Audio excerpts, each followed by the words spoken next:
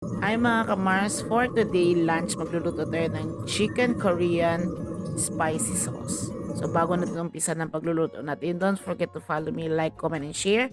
And available na po ang ating stars. So let's start our cooking. So ito yung lunch namin ni Juby. So naggisa muna ako ng onion and garlic and ng ating ginger. So kailangan natin isote siya, lumabas talaga ang kanyang aroma bago tayo magdagdag ng ating chicken. So ito ay cut into adobo size.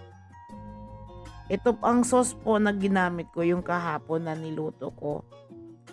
Yung sa Arabic spices. So tinimplahan ko siya ng mabuti, ng maayos para magiging Korean chili sauce siya. So kailangan natin munang gisahin hanggang lumabas talaga yung aroma niya para wala po talagang lansa ang ating manok.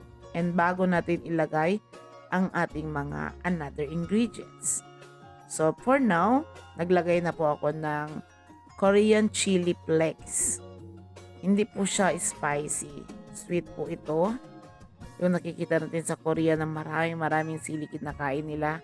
Ito po yung ginagamit nila. Hindi po siya spicy. Siya po ay sweet chili flakes. At ito na po yung sauce natin kahapon. So makikita nyo sa another video ko. So may natira, sabi ko lutuin ko ito at gawin ko siyang Korean sauce. So sobrang yummy niya talaga mga kamars. Tinimplahan ko siya ulit. Nilagyan ko siya ng butter, more black pepper and salt. Yan po. And then naglagay ako ng ginger kanina yung habang ginigisa ko yung ating onion and garlic. So kailangan natin siyang lutuin ng mabuti ang ating chicken. So wag tayo magdagdag ng tubig. Hayaan natin siya kasi yung chicken may tubig na po yan siya. So hayaan natin muna kumulo ng kumulo until magiging sticky na po yung ating sauce. So ayan, naglagay po din po ako ng butter. So nakita nyo, may butter. And then, i-check na naman natin ulit after 10 minutes. So hindi pa talaga siya luto mga kamars.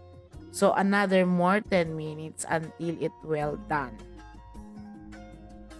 So sana nagustuhan nyo ang aking video sa aking pagluluto. So ito yung ulam namin ngayon, dalawa ni Juby. So don't forget to follow me, like, comment, and share sa aking mga posts. So ito, luto ng ating pagkain. Sana nagustuhan nyo and marami pa po akong mga video na i-share sa inyo kasi dito po talagang aking trabaho po dito sa Dubai. Sa mga bago kong followers, nagko-comment, share sa aking mga video. So thank you so much mga kamars. Maraming salamat sa suporta ninyo. At sana ilalaguin at lalago po tayo. So thank you so much. Ito lang po yung trabaho ko dito dahil ang trabaho ko ay pagluluto. So thank you so much. And don't forget, please follow ako. Manood hanggang matapos talaga yung ating video.